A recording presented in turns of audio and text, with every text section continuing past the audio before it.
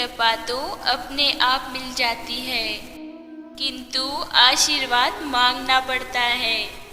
आशीर्वाद को मांगने में ना तो हिचकिचाए और ना ही शर्माए। कुछ व्यक्तियों के चुनाव का आधार लाभ की संभावना होती है।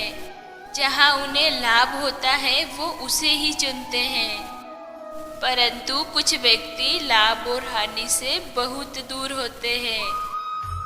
दुर्योधन ने श्री कृष्ण की पूरी नारायणी सेना मांग ली थी और अर्जुन ने केवल कृष्ण को मांगा था। उस वक्त भगवान श्री कृष्ण ने अर्जुन से चुटकी लेते हुए कहा, हार निश्चित है तेरी।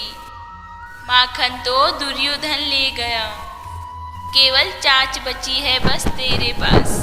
इस पर अर्जुन ने कहा, हे प्रभु, जीत निश्चित है मेरी, दास हो सकता नहीं उदास। माखन लेकर क्या करो जब माखन चोर है मेरे पास।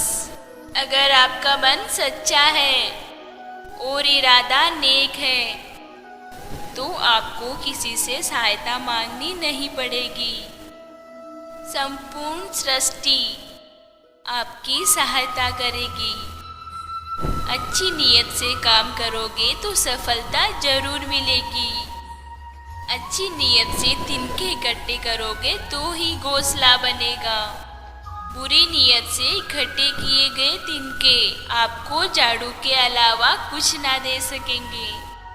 एक पंछी दूर से अपनी चोंच में दाना लाता है और अपनी संतान की चोंच में वो दाना डालता है। जब उसकी संतान के पंख आ जाते हैं तो वो पंछी उन्हें उड़ना सिखाता है, और जब वो उड़ना सीख जाते हैं तो पंछी उन्हें स्वतंत्र कर देता है खुले आकाश में उड़ने के लिए। ये है प्रेम। हम संतान पंछियों की तरह हमारी संतान को संभालते हैं, जीवन जीने की कला सिखाते हैं, उन्हें संस्कार देते हैं, पर हम उन्हें स्वतंत्र नहीं कर पाते क्योंकि हम मोह से बंधे होते हैं। मोह और प्रेम में क्या अंतर होता है, ये हमें पंछियों से सीखना चाहिए। 20 वर्ष की आयु में जो व्यक्ति का चेहरा होता है वह प्रकृति की देन है।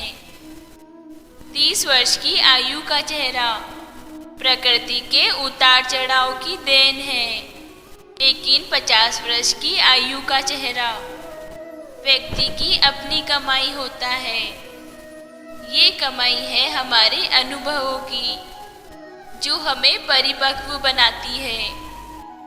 अगर उपवास करने से भगवान खुश होते तो इस दुनिया की वो गरीब जिन्हें कई दिनों तक खाने को कुछ नहीं मिलता, वो सबसे सुखी होते। उपवास सिर्फ अन्न का ही नहीं, दूषित विचारों का भी करे। ईश्वर की बनाई ये सृष्टि बेशकीमती खजानों से भरी है, पर चौकीदार एक भी नहीं। व्यवस्था इतनी खूबसूरत कि दुनिया में अरबों व्यक्तियों का आवागमन हर साल होता है, पर यहाँ से कोई एक तीली तक नहीं ले जा सकता। एक बड़ा एक बच्चे से 4 चीजें सीख सकता है। बिना किसी कारण खुश होना, हमेशा कुछ न कुछ करते रहना, कुछ न कुछ नया सीखने की इच्छा रखना, और जो उसे चाहिए उसे पूरी ताकत के साथ मांगना। संसार को व्यवस्थित करने के लिए थोड़ा सा भय आवश्यक है। मृत्यु का भय हमारी जीवन की रक्षा करता है, गलती का भय सही राह पर रखता है, बीमारी का भय स्वच्छता को प्रोत्साहित करता है, और दुख का भय आपको नेकी के मार्ग पर रखता है। चंद्रमा जब पूर्ण होता है तभी उसका आकार घटना कम हो जाता है, अर्थात पूनम का चांद ये संदेश भी है कि चंद्रमा का आकार अब घटेगा।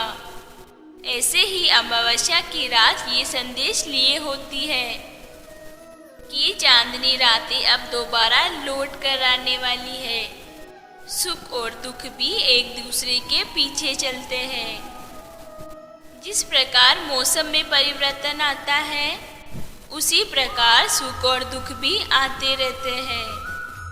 जब इंसान की मेहनत विफल होती है तो उसका विश्वास कमजोर हो जाता है, और जब विश्वास कमजोर हो जाता है तब उसके कर्म दूषित हो जाते हैं, और जब कर्म दूषित हो जाते हैं तो वो बर्बादी की कगार पर आ जाता है। इसीलिए अपने विश्वास को कभी कमजोर ना पड़ने दो, प्रयास करते रहो। एक ना एक दिन मेहनत जरूर रंग लाएगी।